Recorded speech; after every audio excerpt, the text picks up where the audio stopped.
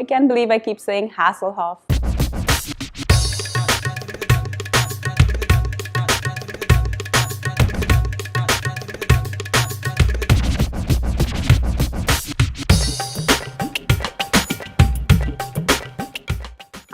Welcome back to Kravings Adventures. I'm Karen Ahmed, and today we're making a Hasselback chicken tikka.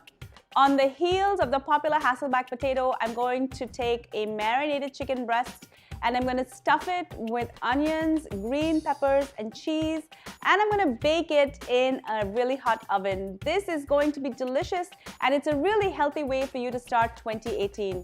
Before I go any further with the recipe, do make sure that you're subscribed to my channel. Also, ring the bell. That's YouTube's new bell icon that will notify you every time I publish a new video. Now let's get started.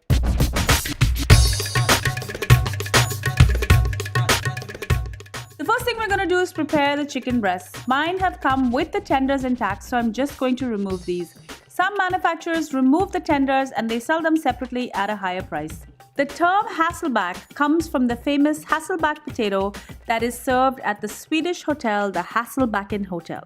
I'm going to treat the chicken breast the same way, making 1 centimeter slits so I can stuff it later. Be careful not to go all the way to the bottom. This method is also going to ensure that the chicken cooks fast.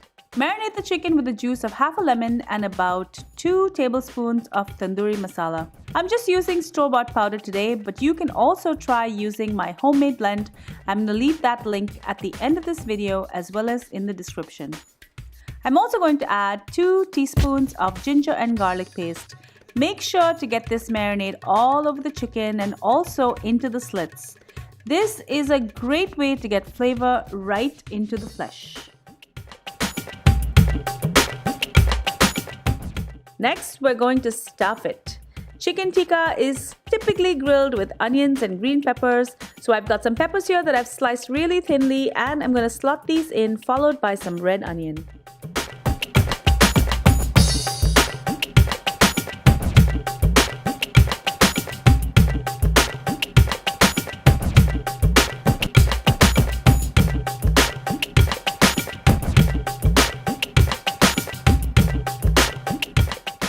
I have 2 slices of cheese here. You can use any kind, but I'm using a jalapeno Monterey Jack as it has little flecks of color in it and it looks great when it's melted down.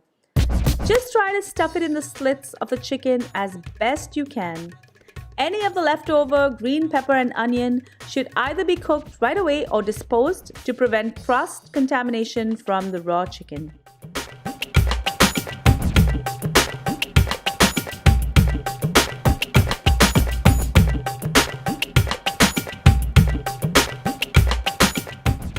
Next, I'm going to heat up a frying pan and I'm going to add a bit of oil.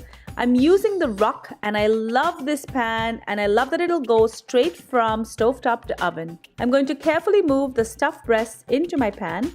You can skip this step if you want to go straight to the oven, but I do prefer to get some nice color at the bottom of my chicken breast first.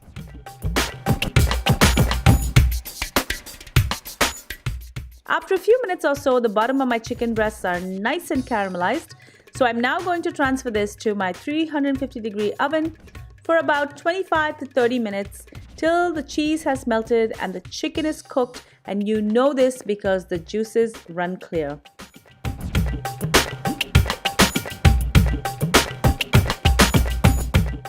I can't tell you how delicious this tastes. Just try it for yourself. It makes a great and healthy meal.